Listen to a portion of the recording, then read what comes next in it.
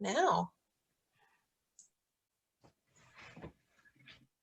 Hello, everyone, and welcome to our Casa de la Familia monthly therapist roundtable. Each month, we will talk about different topics that are affecting our communities and our mental health.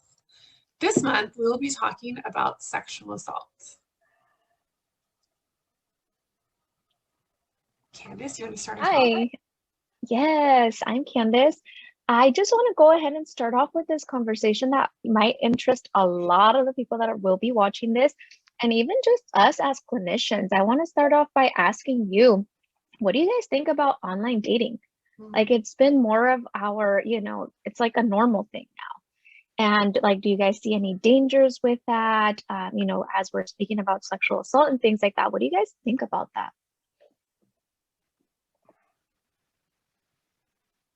Yeah, definitely. I do know that for me, a lot of my friends in my age range, who never did online dating before are doing online dating now, because of the pandemic. Not being able to go out or meet people outdoors. A lot of them are using apps now, which is crazy to me because I mean it's people who I never knew, like, or who always said like, no, I'll never do it. It's too scary for me.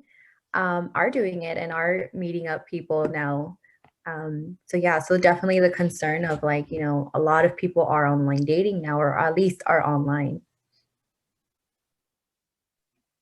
And I don't think it's not necessarily only for your age range, Gabriel, even in my age range as well. I do also have a few friends that are just barely exploring it. So they themselves are, finding this thing very new, so accustomed to doing in person and meeting people in that way.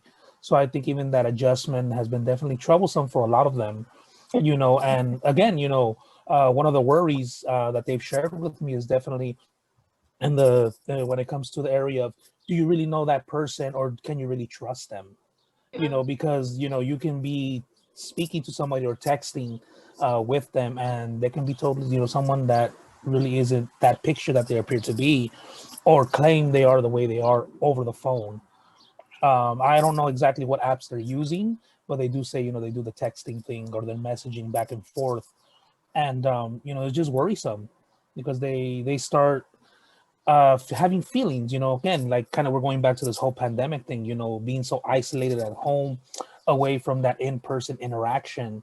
I think just that need to like just be with people, exactly, to connect. It's challenging. It's definitely challenging for them.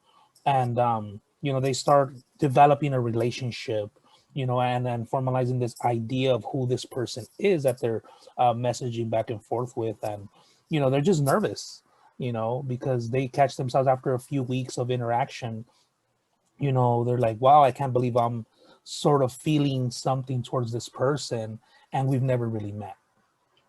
So that's definitely something that has them nervous. And then making that decision, I would assume, like, how do you go from like online, like, to then meeting that person, or like, what does that look like, or how do you kind of take that next step? You know what's actually coming to mind, Jennifer, as you said that, and as David was saying that, when you're talking to a person, right, and you're building this connection, I know that slowly we're reopening, but think about when we weren't. Where are places that you could meet where people feel safe outdoors? Yeah. Well, let me meet you at a park. Well, there's a lot of people that are not going to parks. Like, you're isolated. There's not a lot of supervision. How does that look like? And I'm not saying like this to, we always have to be on paranoid mode or thinking the worst, right? But it does happen. Like, there are dangers to that, right? There are dangers to, if I meet this person who I don't know at a park, am I going to be safe? Who's there? Is it isolated? Will I have service? Like, outdoors, it doesn't, a lot of people are like, well, nothing's open, so let's go here, let's go, whatever it is. But that's just what came to mind. So you're making a really good point. As you were saying that, and David, what you said too just made me kind of think about how you said, how do you really know, like, if that person's really that person, right? So then, like, you're going to go meet at a park, or Candace, like a park or a public place, like, but then how do you know that that person is that person? Like, they could send you photos and they could, but how do you know who you're really meeting? And I was reading something about like, that do you video chat? Like, I feel like you've got, like, there's like, what are like the fail safes like that you put in place so that like, you know, like when you get to this public place, like who you're meeting, like that, you know, you're not just, yeah. Send your location. I think the biggest taboo here is, you know, when is this going to go back to normal? And I think we need to change that, our mindset, because this is our normal. It's been a year. We just, year mark just happened. And I think we need to start being okay with this being our norm and taking the right steps to be able to find safety within that normality. And I think that's what we're lacking, because we continue to think, oh, you know, things are going to go back to normal, things are going to reopen. Yeah, but then what if they don't? You know, why don't we focus now on what's going on now and start building from that, start working and start building relationships that could be long lasting, it could be safe, and it could be makes us individually feel okay. And I think we should, community as a whole, we should start thinking of, okay, so if this is our norm, what are we going to do to make this okay for me individually? And I think that's one of the main things about online dating is that before the pandemic, it's been happening. It's taken over the last few years. I've met kids from, you know, high school kids doing this to, you know, senior citizens doing that. And it's not abnormal. It is different from what we're used to, you know, go to a place, meet someone, hey, how are you? Let's get a coffee or whatever. But now it's all about through the phone and apps and, you know, who is this person that they really are, who they're telling me they are. So I think we should start doing our homework as far as who we're meeting, start recognizing those little red flags, and start knowing ourselves and what it is that we want and desire out of this relationship or whatever relationship you're trying to develop. And that's when mental health comes to play. I think knowing yourself in this process is very, very important. And the fact of you educating yourself as far as what it is that I need, what it is that I want to happen. And if I'm dating someone, if I meet someone that just wants to date around, then is that really what I want? So I think that plays a huge part in online dating. And there are different platforms, you know, for short term and long term. And I guess just knowing that process and getting acquainted with all the information about that process is important to take care of yourself. Yeah, and kind of to piggyback on what you're saying, Diego, I mean, I definitely agree with you. And I think just going more into what you were saying about knowing yourself, I think just everything with due time. I think that's what you're really trying to say. And that's one of the things that I suggest to everyone. You know, everything's going to take time to get adjusted again or readjusted to meeting people in person, to venturing out of our homes. And having that social interaction. But most importantly, like I think we've always said as clinicians, is communication is so important. You know, talk to your family members, talk to your friends, like, hey, guess what? I'm joining this app, or I just started speaking to somebody online, and this is who that person is. Give them names, give them descriptions, share pictures, share screenshots, you know, just in case when you finally decide, you know what, I think it's time for me to meet this person, make them aware of where you're going, what time you're meeting, you know, and just even a plan. You know, I know during my time, my time of dating, you know, me and my friends had a certain code or we didn't have phones back then, but, you know, just in case, you know, I'll go to that payphone and be like, hey, you know, well, we had a pager, you know, page me at a certain time. And if it's not going well, I don't feel safe, I'll call you back and say like, hey, you know what, I'm sorry, I have an emergency and leave. Of course, now it's different with cell phones where you can, you know, have that fail safe of like, you know what, check in on me maybe every 15 minutes. And that's a good way to start. You know, if I answer back, I'd be like, I'm fine. Okay, something that won't take that much time. And just in case, you know, it's not going well or you don't feel comfortable, you know, you have that friend to say, look, this is where I'm meeting at. and you know, you can just simply text and give your code word, and that person can show up and you know, pick you up, and you can excuse yourself from that date or that meeting, however you guys would want to call it. You know, some tricks from the past definitely can still be used in the present. Yeah. Yeah, definitely. I know that for me with my group of friends, it was funny. We actually recently had like a little FaceTime call where we kind of got together and we talked about this, like, because a few of my friends are online dating. So we're like, well, what do we do in this? Because it is so new for us. Like, what do we do to be safe? Like, as women, like, how are we going to be safe and how are we going to support each other? And it was actually really empowering to get together as girls and talk and like, I guess, like, protect one another and say like, okay, this is who I'm talking to. This is their social media. You know, this is a number you can call. And also, like, when you get there, we're going to share my location with you. So like David said, a whole plan, literally a whole plan from like what to do if this and that. And I felt really great. I felt safe, and we didn't even go anywhere, but I was like, all right, if I ever go anywhere, I know what to do and I feel safe, and I know my friends will also keep me safe. I love this. I really do, because it also reminds me, like David was saying, I remember back in the day, well, you know, they're like, oh, can I pick you up? And you're like, okay, well, and it wasn't online. Maybe it was somebody that you even knew. So you see my uncle there or mom like taking a picture of their license plate, and they're like, okay, well, she needs to be back at this time. And I remember that growing, like when I was like in college, I would do that all the time. I would tell I'll text a friend, this is his license plate, this is where I met him, blah, blah, blah. And then now with an iPhone, like you could send your location.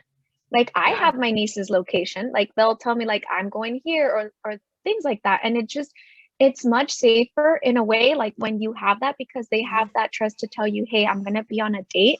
And like David was saying, like sometimes you have keywords like mushroom and you're like, wait, Candace doesn't like mushrooms. Like she must be in trouble or whatever it is. And then going back to something that Diego said, which I think is really important when he mentioned about knowing yourself.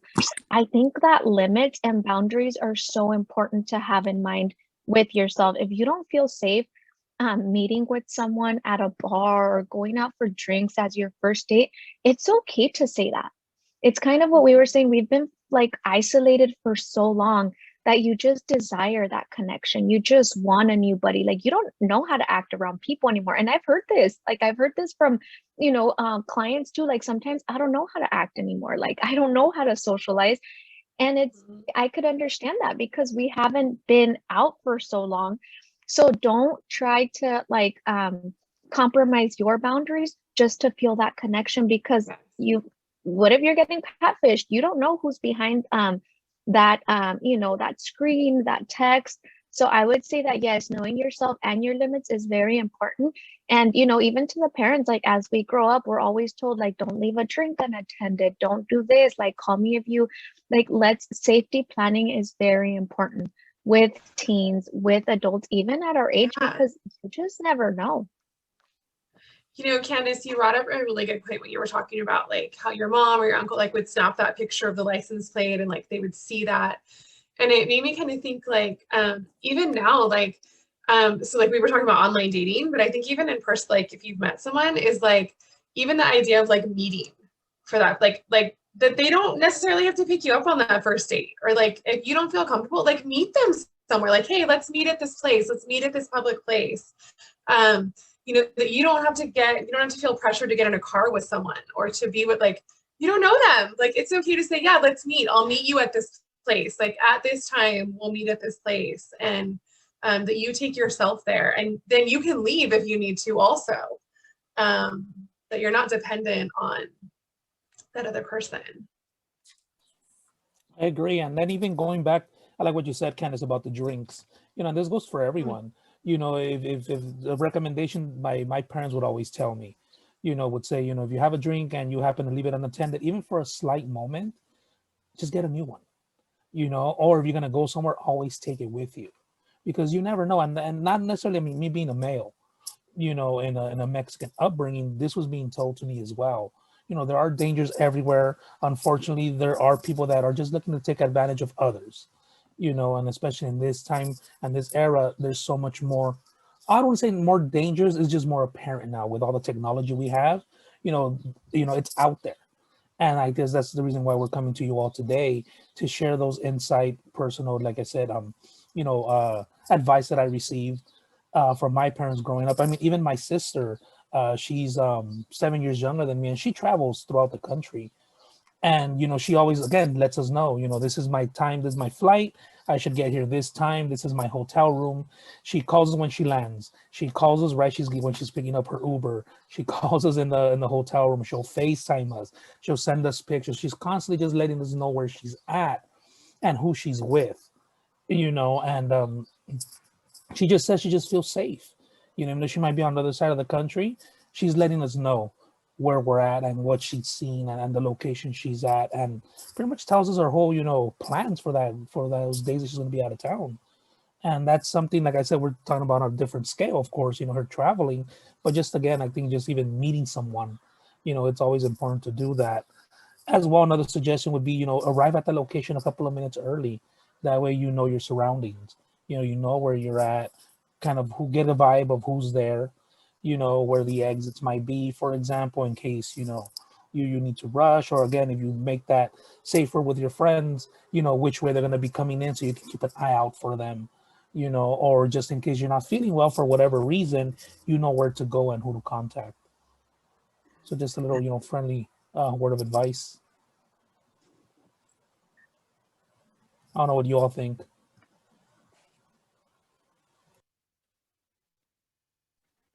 I think, yeah, it's pretty much what we've all, safety planning. I think safety planning, and also with that, the communication, and pretty much like we're communicating to you guys. We're also giving, like you said, our tips and things like that. And then it also, it brings me to this, this topic of, once everything starts reopening, or once, we are able, or people are able to go to the bar, how is that going to look like for you, knowing yourself? Like, are we going to be like, woo, we're out there, like, let's get the party started? And sometimes, again, our limits, our boundaries are blurred because, we're just so excited to have so much fun, to interact with others.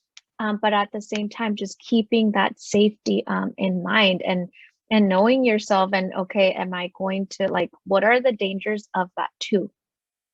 Because it's so easy to have a conversation with someone, and for you to click and think like, oh, this person like totally gets me. Yes, we've been isolated together, but what if, yeah, I'll spend the night over and things like that, but it's not someone that's trustworthy. Even though, yes, this pandemic, is going on, it's not like things that we already know or we've been told have changed. If anything, I feel like, because of that, I haven't had that interaction with someone, or that closeness to someone. Like, I feel like those are dangers of their own. I don't know what you guys think about that.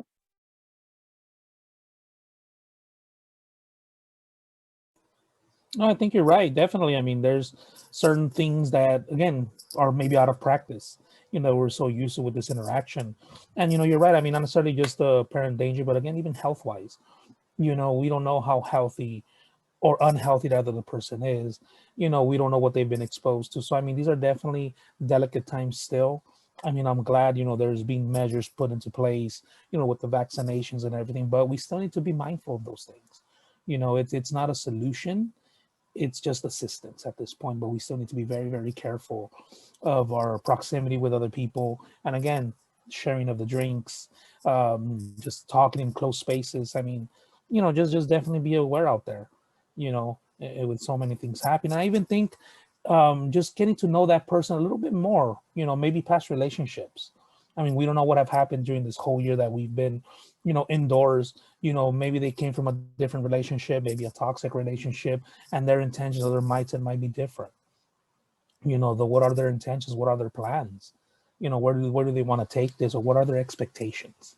And what are your expectations, going back to what Diego was saying? Like, what are you expecting from this interaction? Is it just going to be, okay, a new friendship? Let's see where this takes us. Or kind of like what you were saying, Ken, is like, yeah, I'm free. Let's just go quiet. Let's go crazy, But always keep in mind your boundaries, your limits, and safety. is definitely one of the key things for everyone, not only, you know, for women, but for men as well, you know, and even us as men, you know, keep in mind, keep ourselves on check. What do we want? And we need to be respectful more than anything. You know, that's a very, very important thing. Even though we may want something, or our intentions or our expectations are one thing, we need to keep in mind what that other person's intentions are as well, and respect them. They might not be the same as ours, but we need to have that respect at all levels. And even though it may start one way, and then they put that limit, or they set their boundaries and say, this is as far as I'm going to go, us as people, as individuals, need to respect that 100%. You know, again, know yourself, know your limits. If you know for a fact you're going to have a difficult time, guess what? Don't even bother going, you know, because you yourself may come out hurt. Other person will definitely come out hurt. And then the consequences can definitely be drastic on so many different levels. So again, going back to what Diego was saying, know yourself, get to know yourself, see what you want. What are your expectations before you even take that step outside and interact with other people? Right. I And think let's this not is a forget good about time. consent. Yeah, right. I think this is a good time for us to expand the conversation to assaults, sexual assault, to be more precise. And I think it's been understood by the community mostly that the only assault victims are women. And it's not a fact. The fact is that as men can also be victims. I think it's important for us to know that we all can be victims and be aware of that. There are many cases that I'm sure as clinicians have encountered that, you know, men have encountered that and being in that position, being placed in that position.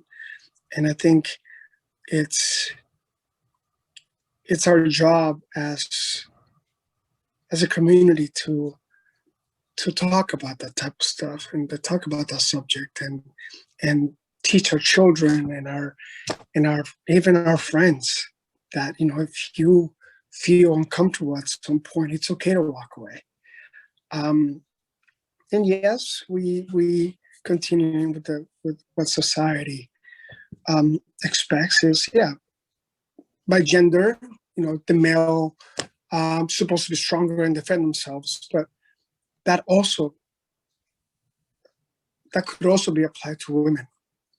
It's okay for a woman to stand up and say, you know what, thank you very much, have a good night. I'm not feeling too comfortable.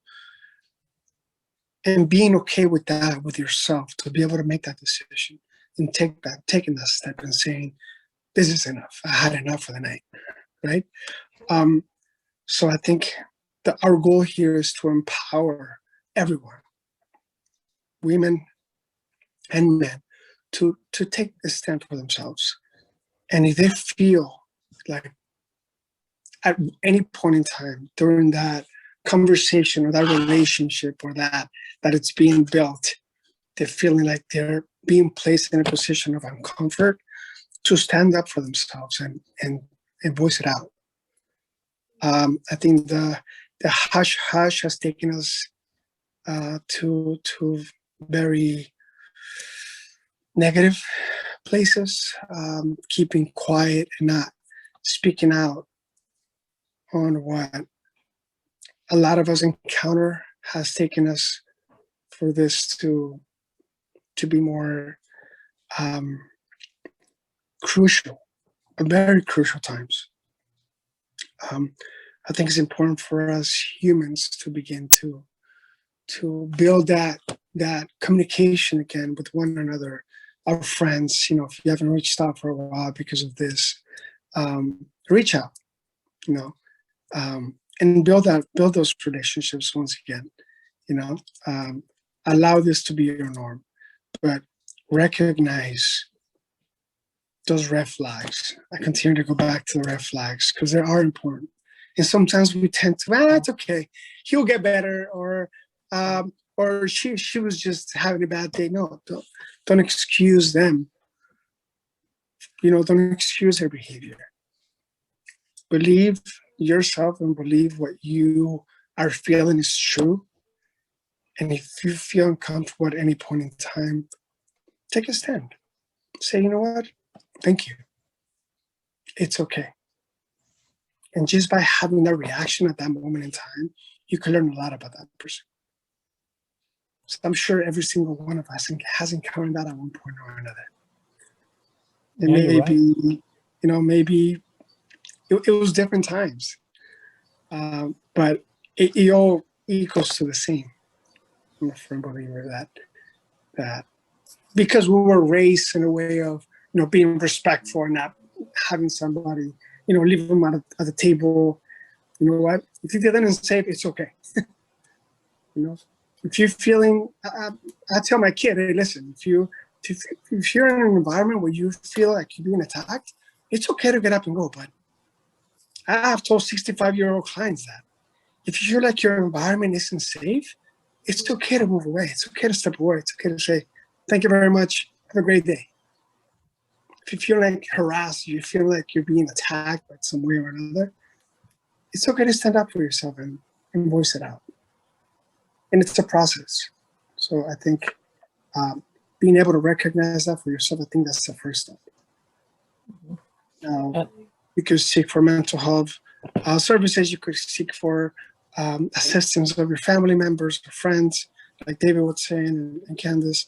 I think it's important for us to build those relationships again, to be able to start getting out there and experiencing it ourselves once again. You know? Yeah, you're right. You're definitely right.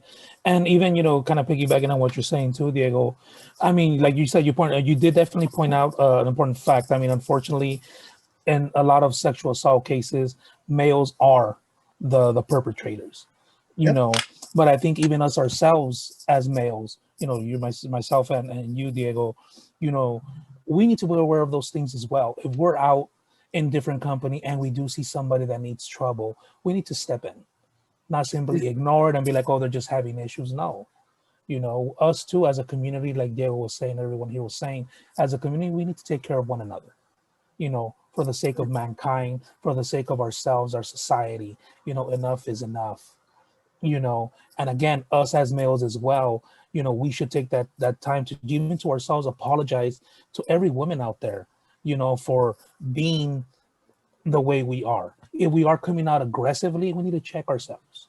You know, sometimes in our tone of voice, maybe even the tone that I'm speaking to right now might be thought of as aggressive, and look at the other person's reaction. If you see them a little bit intimidated or uncomfortable, take a step back, tone it down, because we might not know what we're really causing or what effect we're causing or what they're coming from. And we need to be mindful of that as well. You know, and then for anybody who's encountering that, like kind of Diego was saying, do not be afraid to speak up and say, whoa, hey, tone it down. You know, you're coming off this way, or hey, what are you trying to do? What are you trying to say?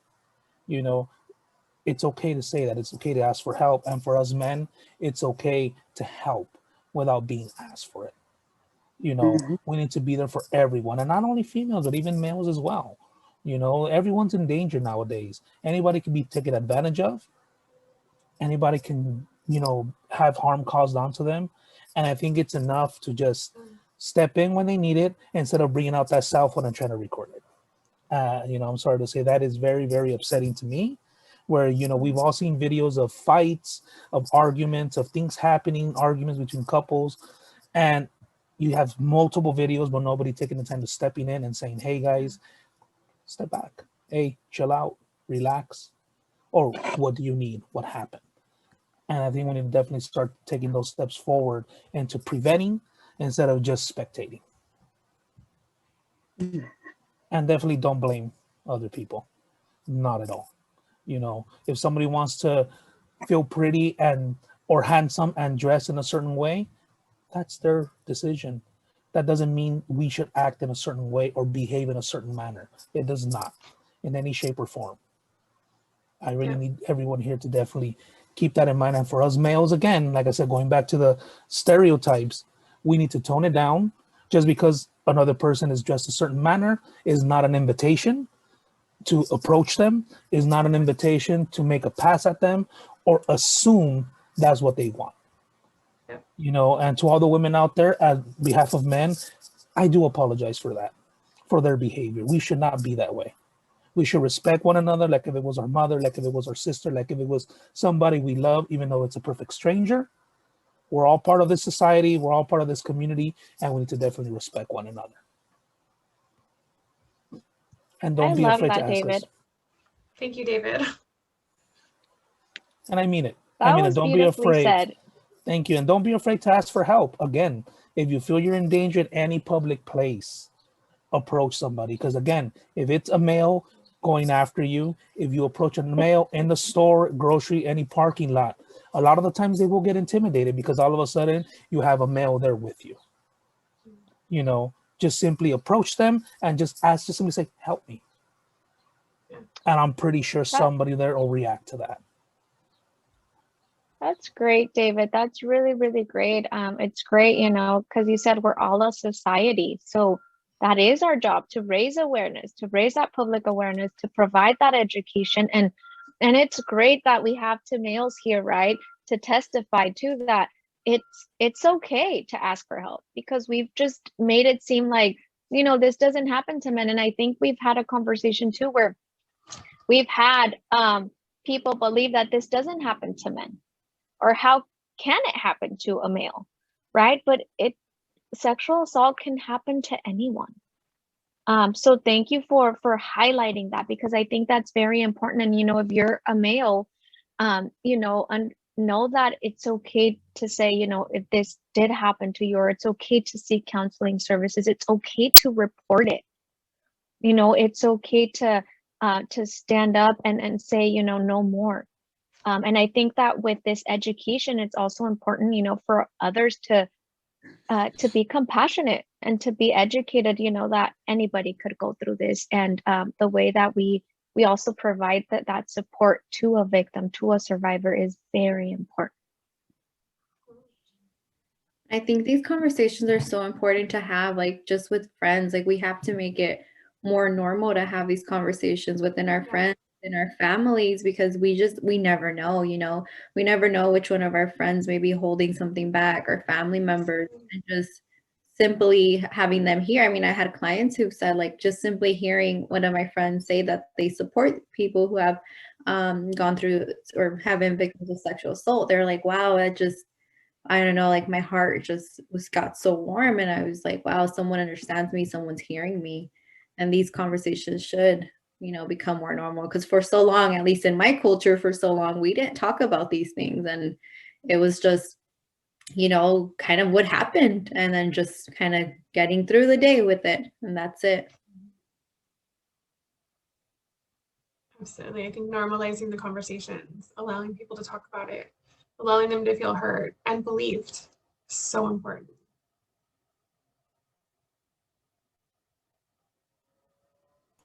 Yeah, definitely. Definitely. And again, just no fear, no shame. You know, everyone needs help. Everybody has a voice and deserves to be listened to. And everybody deserves help when they need it. And to everyone out there, know that we are here. We're one of many places that offers that type of help and that support. You know, and we're just a phone call away, an email away.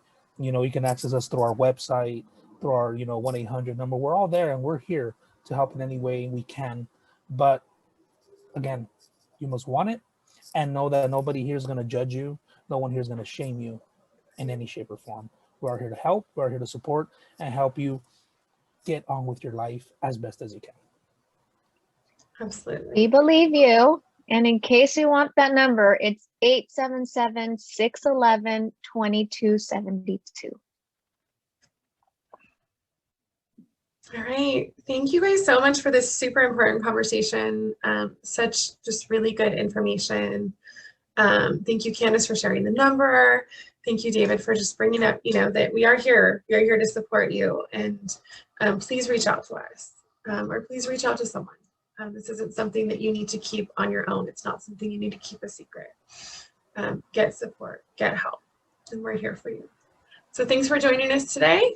We really appreciate it, and we'll see you next time. Goodbye, everyone. Be safe. God bless. Bye.